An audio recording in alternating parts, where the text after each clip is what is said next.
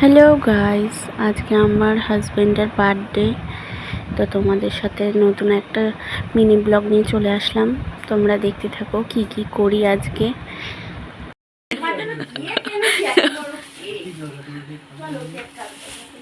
ওটা 10টা নয় 5টা নয়, একটা মাত্র দাদা।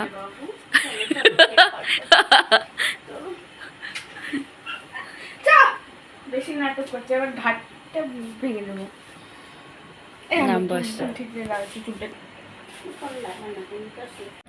এই বাবা, কেকটা খুলে দেখছি তো কেকটা একটু লেগে গেছে। আনার সময় একটু কেকটা নাড়া লেগেছিল, তাই জন্য কেকটা লেগে গেছে। দেখো গাইস কিরকম লাগছে।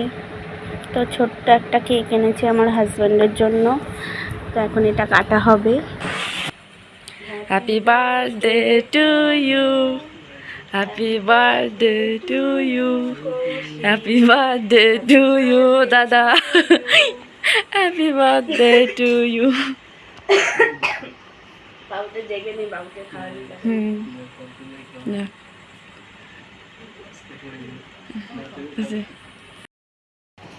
তোমার বার্থডেতে কেক কেটে কেমন লাগলো? খুব ভালো। তুমি কি খুশি হয়েছো? খুব খুশি হয়েছি। দাঁড়াও, তোমার গিফট দিচ্ছি। ধর তো মৌ, এইভাবে ধর। দাঁড়া, গোলাপ ফুল কেন? টাকা বলছে না, কাজে কি পড়ে যাবে?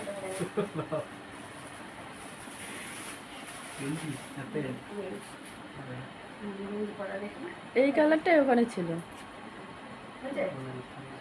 ভালো মানিয়েছে, দাদাকে মানিয়েছে।